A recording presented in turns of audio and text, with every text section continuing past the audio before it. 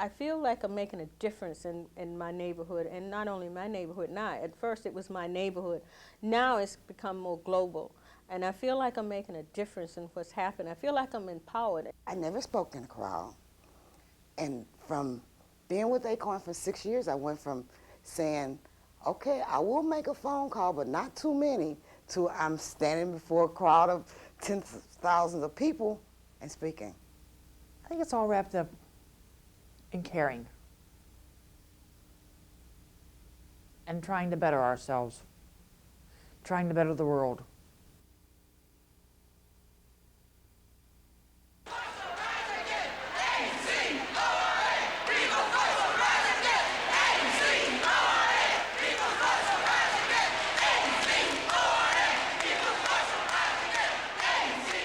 ACORN is about changing people's lives. It has grown from a small group of welfare mothers who formed the first chapter in Little Rock, Arkansas in 1970 to a national organization with more than 70,000 low and moderate income members in 26 states. And back in 1970, that was totally unheard of. A group of black and white, low and moderate income people who were proud. And we were poor, but we were proud. All of us were working, you know, or trying to work. And so it was just it was a different concept. It had never been done before, especially not in the South. In 1970, half of all the people in Arkansas earned less than $7,000 a year. They had little power over policies that affected their lives. ACORN's founders reasoned that by organizing around the interests of the low and moderate income majority, they could achieve a redistribution of power. And before I became a member, power was a dirty word. You always thought of power, Richard Nixon having power and what he does with it. Once I became a member, I discovered that you can use power also for good. Without money or influence, ACORN members use the power of their numbers to confront decision makers directly. I mean, you can write letters and write letters and write letters. Half the time, where do they go in file 13? I mean, they're thrown away, right? Or they're answered by a computer or a fax machine or something else, you know, or they're answered by another person instead of the person you're writing them to. But if we hold an action and we get 20, 30 people into that office with that person who we want to meet with and back him in the corner, he can't do diddly squat. He has to stand there and answer, or she has to stand there and answer our questions and answer our demands. In 1982, ACORN adopted a dramatic new tactic, taking over abandoned houses to pressure city officials to turn over the properties to families willing to fix them up. This is ABC News Nightline. Reporting from Washington, Ted Koppel. Good evening. The focus of our broadcast tonight is on a relative handful of Americans, perhaps as many as a couple of thousand, but they are among the most active, the more militant vanguard of a much, much larger group. The tens of thousands, possibly even hundreds of thousands of American homeless, families without homes. Spearheading the issues of squatting and housing for the poor is a militant anti-poverty group called ACORN, which has launched a gradually escalating takeover campaign in several U.S. cities. Legally, we are going against the system. I think to let those houses remain inactive and do nothing about them and have the wherewithals where they could do something about it is immoral. So if they say we are illegal, we say they are immoral. As the squatters campaign spread across the country, dozens of ACORN members went to jail. Their courage and commitment paid off. In New York, Philadelphia, Chicago, Little Rock, and Phoenix, homesteading programs were established to give low-income families title to abandoned buildings. A squatter's tent city behind the White House helped convince Congress to enact a federal homesteading bill.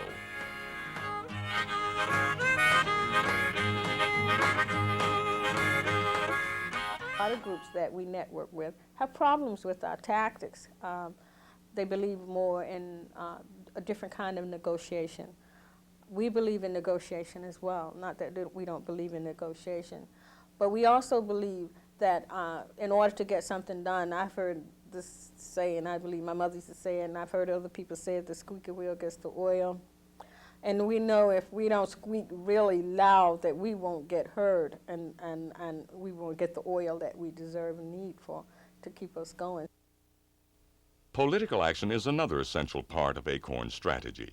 Since the early 1970s, members have conducted voter registration drives and organized ACORN political action committees to screen, endorse, and work for candidates. Increasingly, ACORN members are running for office themselves. I saw the need that we need to work within the electoral process. I got involved with the local politicians, and I ran for town committee, and ACORN was very instrumental in helping me out with my slate. Another 2 years later, a year later, I ran for alderman of the district, which is the common council. And I lost my election by 2 votes, and the next one I won with a big victory. ACORN helped me out in both of the election, and about a year and a half later, I ran for state representative, and I got elected to be a state representative. By 1988, ACORN was screening presidential candidates and gave its endorsement to Jesse Jackson. Get Out the Vote efforts included a 2-week caravan for justice, which brought busloads of ACORN members to cities and towns across the South to drum up support for Jackson on Super Tuesday.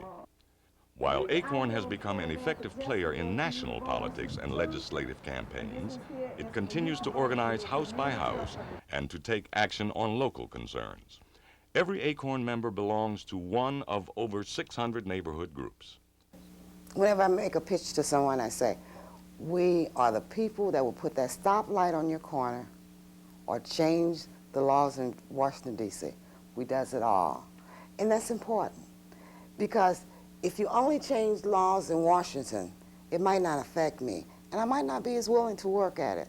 We're educating our people on a local level, so just 1 or 2 people won't ever run anything. But all of our members know what to do, and I like that, because, you know, the president runs the country, but very seldom do we get to go in and see him. But we can see our president. In 1978, ACORN members held their first national convention in Memphis and drafted a national platform. Before we went to the convention, it was such an interesting thing that happened. ACORN members all around the country got together a platform. And in New Orleans, where I live at, we met every week. We'd sit at the office and we'd have the long sheets of paper and we'd make suggestions of what we would like to see in the platform. And it just made you feel so good to say that you were helping to put together a platform. At subsequent conventions, timed to coincide with the Democrats and Republicans, ACORN pushed both parties to respond to the needs of low and moderate income people and to guarantee them full representation in the political process. One plank of the ACORN People's Platform concerns banking. Like all of the issues it addresses at the national level, ACORN first confronted unfair banking practices locally. One of the things about negotiation process, I think, at least for what we found to be true, is that what you really have to do is change the attitudes. What we usually wind up doing is taking them on a tour of the worst neighborhoods we can find and say, well, this is what you did. It's not really, I mean, you have to take responsibility for some of this. I mean, the reason why these neighborhoods look like this is because collectively you guys haven't put money into the neighborhoods. In negotiations around the country, ACORN members have won commitments from 25 banks to make almost $500 million available for affordable housing. When the savings and loan crisis hit, ACORN was quick to respond. And I say it's not fair. We didn't create the mess, we didn't benefit from the mess, and we shouldn't have to pay for the mess. Right on.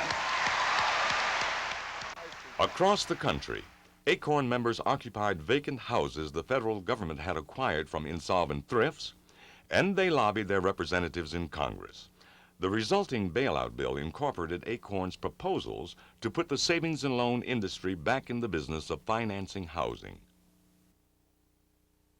From the start, ACORN has defied expectations of what a community organization can do. In recent years, ACORN members have started to build a radio and television network to get their message out to larger numbers of people.